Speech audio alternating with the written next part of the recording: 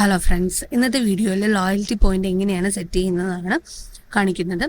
Retail daddy software എങ്ങനെ loyalty point set ചെയ്യും. അതിന് ഫസ്റ്റ് യൂട്ടിലിറ്റി ഓപ്ഷൻസ് സെലക്ട് ചെയ്യുക. യൂട്ടിലിറ്റീസ്, അതിൽ പ്രൊഡക്റ്റ് ബൾക്ക് എഡിറ്റിൽ ക്ലിക്ക് ചെയ്യുക. ഇതിൽ ലാസ്റ്റ് കോളമാണ് വരുന്നത് ലോയൽറ്റി. നിങ്ങൾക്ക് ഏതൊക്കെ പ്രൊഡക്റ്റിലാണോ ലോയൽറ്റി സെറ്റ് ചെയ്യേണ്ടത് അവിടെ നമ്മൾ ലോയൽറ്റി പെർസെൻറ്റേജ് ആഡ് ചെയ്ത് കൊടുത്താൽ മതി.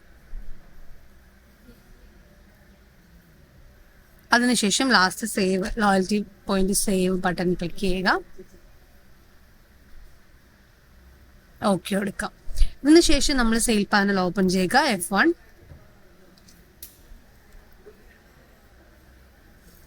പ്രൊഡക്റ്റ് സെലക്ട് ചെയ്യുക. ഇപ്പോൾ പ്രൊഡക്റ്റ് സെലക്ട് ചെയ്തപ്പോൾ ഈ പ്രൊഡക്റ്റിൽ കണ്ടോ പോയിന്റ്സ് എന്ന് പറയുന്നവിടെ ലോയൽറ്റി പോയിന്റ് കാണിക്കും. ഞാൻ പേയ്മെന്റ് ഓപ്ഷനിൽ പോവുക. കസ്റ്റമർക്കുള്ള കറണ്ട് ലോയൽറ്റി എത്രയാണെന്നുള്ളത് ലോയൽറ്റി പോയിന്റിൽ കാണിക്കും. ഫസ്റ്റ് ടൈം ലോയൽറ്റി വരില്ല, സെക്കൻഡ് ബിൽ ഓൺവേർഡ്സ് ആണ് ലോയൽറ്റി അവൈലബിൾ ആവുന്നത്. അതിനുശേഷം ഇവിടെ പേയ്മെന്റ് മോഡ് സെലക്ട് ചെയ്യുക, ബില്ല് ചെയ്യുക. ലോയൽറ്റി റീഡീം ചെയ്യണമെന്നുണ്ടെങ്കിൽ ഇവിടെ ലോയൽറ്റി റീഡീം ഓപ്ഷൻ അവൈലബിൾ ആണ്. പേ ഓപ്ഷൻ ക്ലിക്ക് ചെയ്യുമ്പോൾ ഇവിടെ ലോയൽറ്റി റീഡീം എന്ന് പറഞ്ഞ ഓപ്ഷൻ അവൈലബിൾ ആണ്. അപ്പോൾ എത്ര എമൗണ്ട് ആണോ റീഡീം ചെയ്യേണ്ട ആ എമൗണ്ട് ഇവിടെ കൊടുത്താൽ ടോട്ടൽ ബിൽ എമൗണ്ടിൽ നിന്ന് അത് ഡിഡക്റ്റ് ആവുകയാണ് ചെയ്യുന്നത്.